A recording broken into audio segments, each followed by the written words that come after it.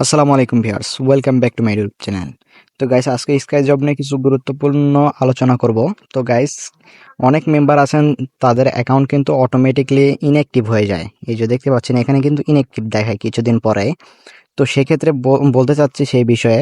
তো এই ইনঅ্যাক্টিভ হওয়ার কারণ কি? ইনঅ্যাক্টিভ হওয়ার কারণ হচ্ছে আমাদের যে এই মেম্বারদের অ্যাক্টিভিটি বাড়ানোর জন্য আমাদের এখানে কিন্তু 5 দিনের একটা শিডিউল মেনটেন করে এই অ্যাকাউন্টটা তৈরি করা হয়েছে। মানে অ্যাকাউন্ট অ্যাক্টিভ করার পর অ্যাকাউন্টের মেয়াদ দেওয়া হয়েছে একটা 5 দিনের, ঠিক আছে?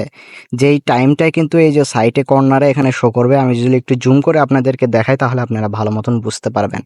সেক্ষেত্রে আমি এই যে এই থ্রি ডটে ক্লিক দিব।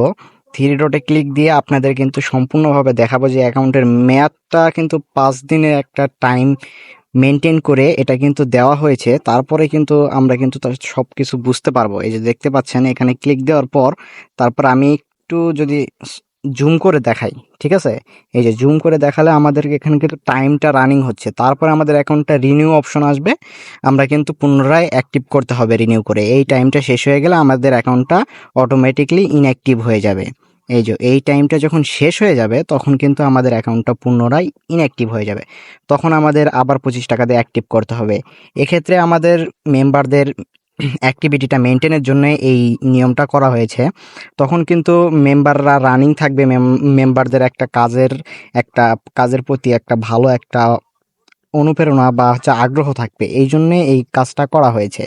তো আপনারা কিন্তু বুঝতে পারছেন যে কি জন্য আপনাদের অ্যাকাউন্টটা ইনঅ্যাক্টিভ হয়ে যায়। এই যে এখানে কিন্তু ইনঅ্যাক্টিভ লেখা উঠে যায়। তো আপনারা হয়তো বুঝতে পারলেন যে কি জন্য অ্যাকাউন্টটা ইনঅ্যাক্টিভ হয়ে যায়। তো ভিডিওটি ভালো লাগলে অবশ্যই লাইক, কমেন্ট, সাবস্ক্রাইব করে দেবেন এবং আমাদের সাবস্ক্রাইব বেল বাটনটা অন করে দেবেন। ধন্যবাদ।